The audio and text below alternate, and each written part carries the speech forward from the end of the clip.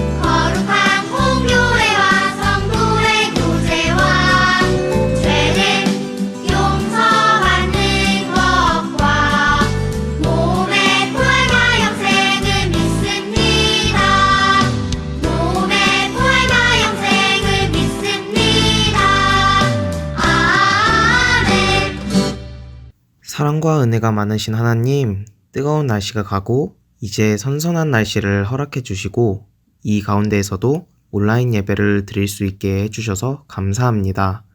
하나님, 우리 친구들이 언제나 예수님의 말씀을 따르고 떳떳하고 당당하게 행동할 수 있도록 도와주세요. 예배를 도와주실 선생님들의 귀한 손길도 축복해 주시고 언제나 저희 마음 가운데 주님이 있다는 사실을 잊지 않게 해주세요. 예수님의 이름으로 기도했습니다. 아멘. 오늘 하나님께서 우리에게 주시는 말씀은 마태복음 2장 2절의 말씀이에요. 다 같이 큰 목소리로 읽어볼까요? 유대인의 왕으로 나신 이가 어디 계시냐? 우리가 동방에서 그의 별을 보고 그에게 경배하러 왔노라 하니. 아멘. 가로등도 세울 수 없고 전구도 달 수 없는 캄캄한 바다는 밤이 되면 무척 위험해요. 밤에 다니는 배들에게 이쪽이 육지예요. 뱃길이 여기예요. 여기는 위험해요. 이런 말과 같은 사실들을 무엇을 알려줄 수 있을까요? 바로 등대가 그런 역할을 해요. 여러분들 등대 알죠? 밤새도록 빛을 비추어서 등대를 보며 갈 길을 잃은 배들의 길을 찾고 위험한 길을 지나야 하는 배들이 살 길을 찾게 돼요. 오늘 이야기 속에 나오는 주인공 예수님이 태어나셨을 때도 캄캄한 밤이었어요. 예수님은 어느 캄캄한 밤 유대 땅 베들레헴의 작은 마구간에서 태어나셨어요. 하나님께서는 너희를 위하여 내가 이 땅에 보낸 구세주가 바로 여기 있다 라는 사실을 사람들에게 어떤 방법으로 알려주셨을까요? 먼저 하나님은 예수님이 태어나시기 훨씬 전에 이미 많은 선지자들에게 이 사실을 알려주시고 사람들에게 이 이야기를 전하라고 부탁하셨어요. 그리고 예수님의 탄생이 가까워졌을 때에는 하늘의 등대처럼 길잡이가 되는 커다란 별을 걸어두셨어요. 하늘의 별을 자세히 관찰하던 동방 박사들이 그 신비한 별을 금방 발견해내고 선지자들이 전했던 예언의 말씀들이 그렇게 가르쳐주고 있다고 믿고 구세주 예수님이 오심을 알리는 별의 의미를 찾아냈어요. 여기서 동방 박사들은 동쪽으로부터 온 천문학자들을 얘기하는데요. 별의 움직임과 위치를 관찰하면서 먼 유대 땅 베들레헴까지 별이 이끄는 대로 긴 여행을 했어요. 그리고 마침내 별이 멈춰선 그곳에서 박사들은 크게 기뻐했습니다. 별이 멈춰서 있는 곳에 마구간이 있었는데 문을 열자 말에 먹이를 담아주는 그릇 안에 작은 아기가 누워 있었어요. 멋진 궁궐이나 왕의 침대가 아닌 보잘것없는 마구간에서 예수님이 태어난 게 정말일까? 우리가 잘 찾아온 거 맞아? 어떤 동방 박사도 모두 헷갈렸어요. 하지만 오래전 선지자들의 예언이 눈앞에서 정확하게 이루어졌다는 사실에 대해서 박사들 중 누구도 의심할 수 없었어요. 동방 박사들은 구세주에게 비치기 위해 준비해온 귀한 선물을 아기 예수님께 드렸어요. 그리고 이 땅에 오신 하나님의 아들 앞에 엎드려 경배했어요. 눈으로 보고도 믿을 수 없는 기쁘고 놀라운 일이었어요. 동방 박사들이 눈으로 본 것은 하나님의 약속 그 자체였기 때문이에요. 이 땅에 구세주 예수님을 보내주시겠다고 약속하셨던 하나님께서 그 말씀대로 예수님을 이 땅에 보내주신 거였어요. 그래서 박사들은 예수님의 탄생이 하나님이 우리를 사랑하신다는 강한 증거가 되는 하나님의 마음을 알게 됐어요. 어린이 친구들도 한번 생각해 보세요.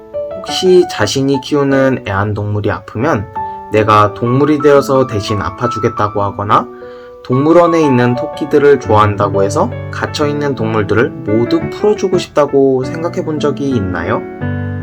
그렇게 변신할 능력도 없지만 그런 능력이 있다고 해도 그렇게 할 친구는 아마 없을 거예요. 왜냐면 사람은 애완동물과 토끼보다 훨씬 강한 존재이기 때문이죠? 그럼 저희와 하나님을 비교해 보세요.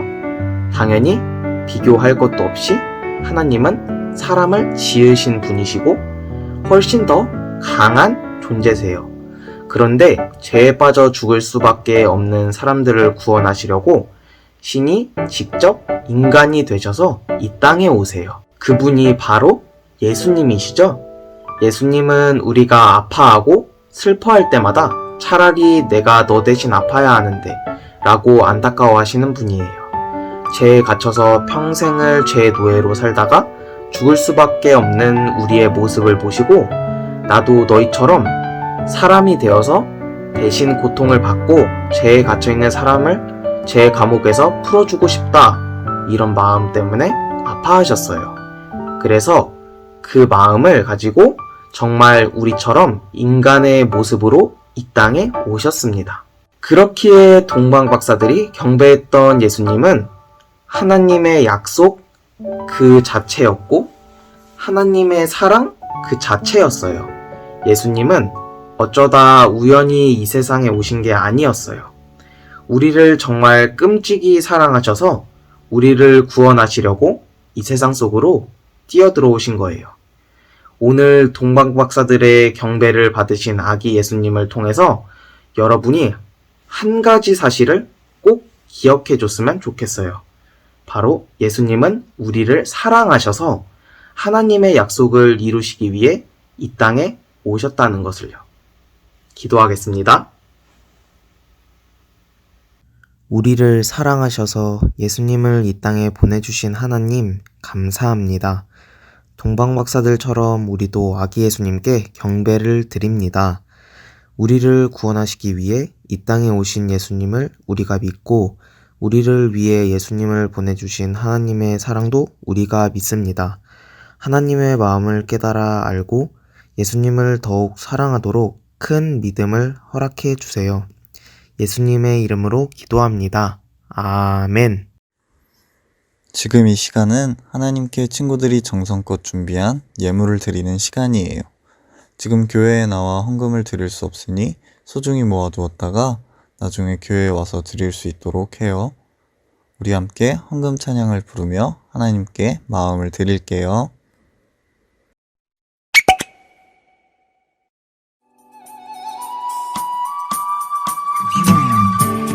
나에게 주신 주님의 사랑이 너무 좋아.